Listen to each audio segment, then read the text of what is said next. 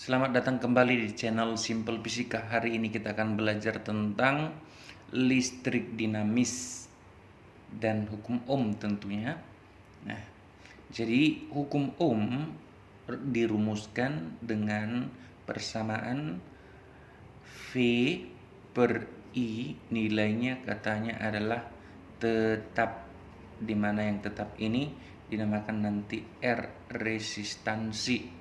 Maksudnya adalah bila ada sebuah penghantar di sini atau hambatan atau apalah komponen listrik, misalkan diberi beda potensial di ujung sini 5 volt, lalu di ujung sini diberikan katakanlah 17 volt.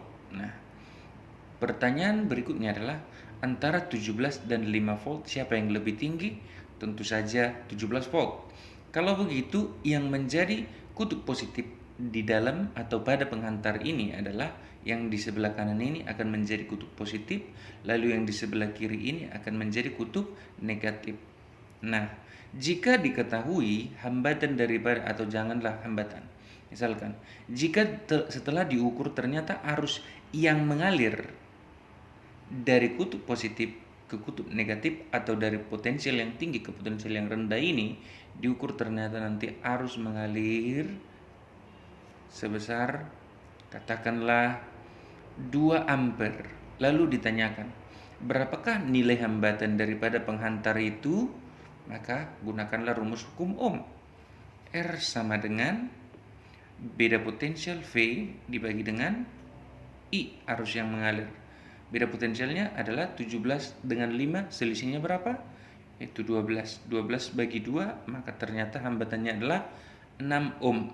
Lalu maksudnya ini apa? V per I tetap. Nah, misalkan katakanlah pengantarnya adalah ini juga, tetap itu pengantarnya, tapi kita bedakan. Nah, katakanlah di sebelah kanan ini kita jadikan 18 volt.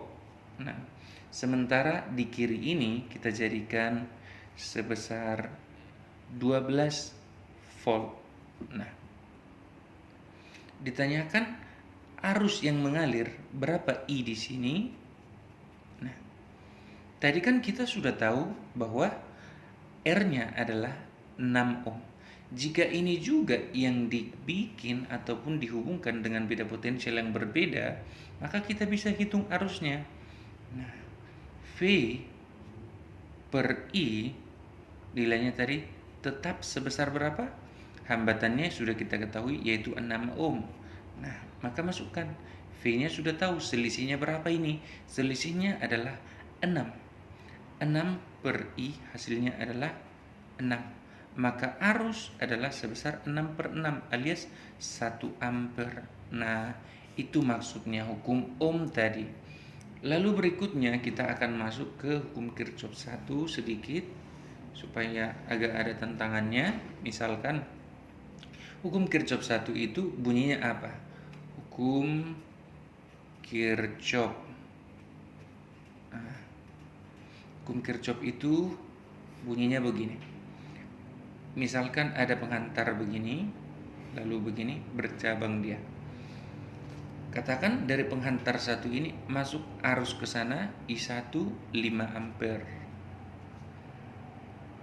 Keluar 7 ampere. Nah, ini namanya I1, ini namanya I2.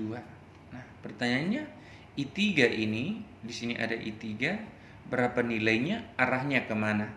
Nah, dengan menggunakan hukum Kirchhoff yang pertama atau hukum Kirchhoff tentang arus, KCL, Kirchhoff Current Law.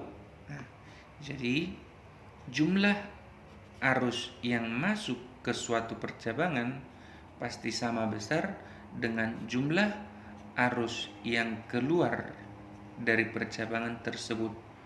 Maka bisa kita tahu bahwa I3 pastilah sebesar 2 ampere dan arahnya masuk ke dalam percabangan tersebut supaya terpenuhi persamaan ini, di mana yang masuk tadi 5, keluar udah 7, maka harus masuk lagi 2.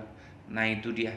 Lalu sekarang kita gabungkan antara hukum Kirchhoff dengan hukum Ohm ini. Misalkan yang sederhana ini ada titik, lalu bercabang mereka. Katakanlah masing-masing dikasih di sini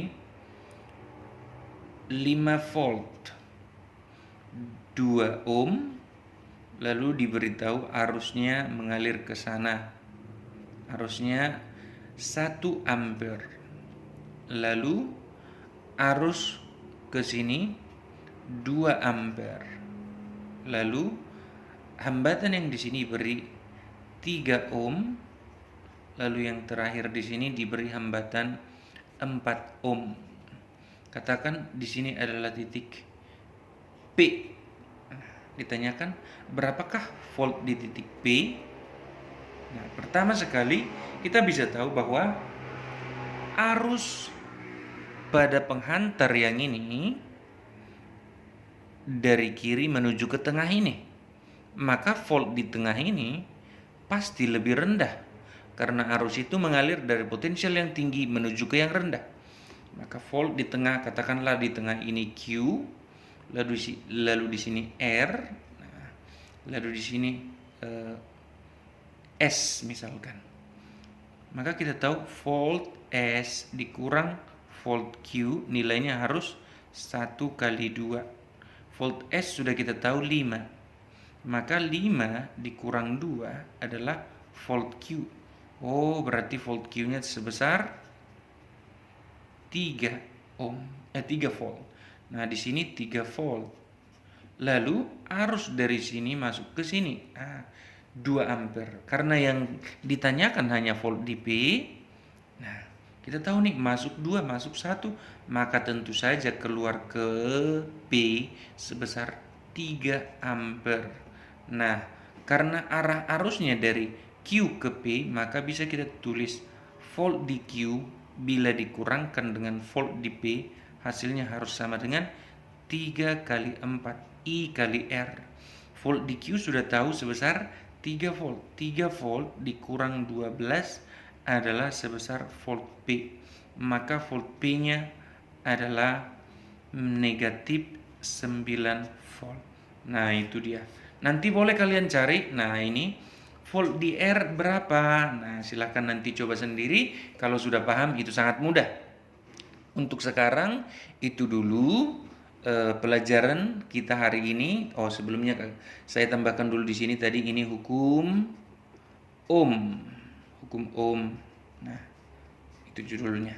Jadi itu dulu hari ini. Terima kasih sudah menonton. Jangan lupa bila kalian suka video ini, kalian mengerti dan paham, silakan bagikan ke teman kalian. Kalian like dan komen. Siapa tahu kalian mau lebih mendalam lagi membahas tentang topik ini. Terima kasih sudah menonton. Sampai ketemu lagi di video selanjutnya.